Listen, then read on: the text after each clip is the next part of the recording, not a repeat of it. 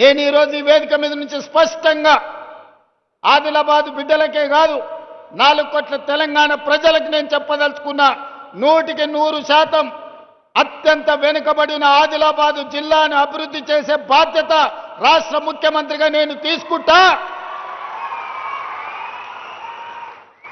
రాబోయే 2 నెలల్లో ప్రత్యేకమైన ప్రణాళికలు తీసుకొని ఇక్కడికే వచ్చి ఎంపీ నగేష్ గారు చెప్పినట్టు ప్రతి నియోజకవర్గానికి ఉమ్మడి ఆదిలాబాద్ జిల్లా యొక్క అభివృద్ధికి సంబంధించి సమీక్ష సమావేశాలు కలెక్టర్లను వివిధ శాఖల అధికారులను అక్కడికే పిలిపించి రోజు మొత్తం సమీక్ష చేసి మీ సమస్యలకు పరిష్కారం చూపించి మీ అభివృద్ధి పనులకు నిధులను మంజూరు చేసే బాధ్యత నేను తీసుకుంటా.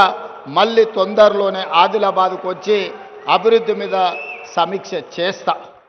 అదేవిధంగా సాగునీరు ఆనాడు ప్రాణహిత చేవెళ్ల ప్రాజెక్టు 2007-8లో డాక్టర్ వైఎస్ రాజశేఖర రెడ్డి గారు తుమ్మిడేటి నుంచి మొదలుపెట్టి చేవెళ్ల వరకు 16 లక్షల ఎకరాలు 38,500 కోట్ల రూపాయలతో పనులను ప్రారంభించాడు.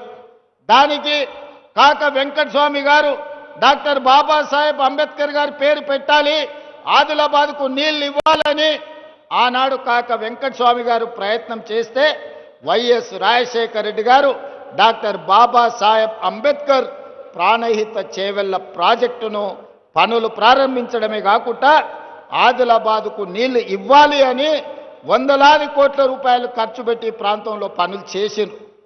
కానీ తెలంగాణ రాష్ట్రం వస్తే ఈ ప్రాజెక్టులు వేగంగా పనులు అవుతాయి, మీకు నీళ్ళు వస్తాయని మేము అనుకున్నాం. పాపం ఒక పెద్దాయన రూపంలో మీకు దయ్యమై పట్టిండు, మీ ప్రాజెక్టును కాలగర్భంలో కలిపిండు. ఆయన ఉద్దేశమేందో దురుద్దేశమేందో నాకు తెలియదు. పేరు మార్చిండు, ఊరు మార్చిండు, అంచనాలు మార్చిండు.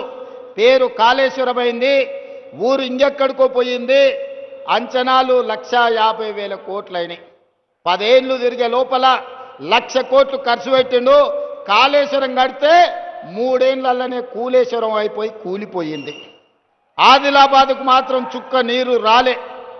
ఆయన ఇంట్లో కనక వర్షం కురిసింది తప్ప మన భూముల్లో బీడు భూముల్లో చుక్క నీరు రాలే. అందుకే ఇవాళ ఈ వేదిక మీద నుంచి స్పష్టంగా మీ అందరికీ మాట ఇవ్వదలుచుకున్న మిత్రులు నగేష్ గారికి శంకర్ గారికి కూడా విజ్ఞప్తి చేస్తున్నా.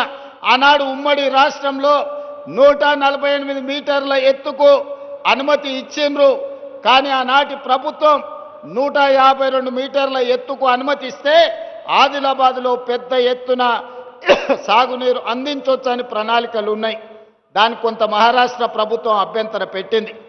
ఆ తర్వాతి కాలంలో 150 మీటర్లకు అనుమతి ఇవ్వడానికి సూత్రప్రాయంగా మహారాష్ట్ర ప్రభుత్వం ఒప్పుకున్నది. కానీ తెలంగాణ ప్రభుత్వమే ఆనాడు పెడచెవిన పెట్టింది. తుమ్మిడేటి దగ్గర ఉండాల్సిన ప్రాజెక్టు తరలిపోయి చిన్న కాళేశ్వరం, మేడిగడ్డ, అన్నారం, సుందిళ్ళ పేరు మీద ఎక్కడికో కిందికి తరలిపోయింది. కరీంనగర్ జిల్లాలో నిర్మాణం జరిగింది. అదైనా మంచిగా జరిగిందా అంటే 1,00,000 కోట్లు ఈరోజు గోదావరి పాలైపోయినాయి, గోదావరిలో కొట్టుకపోయినాయి.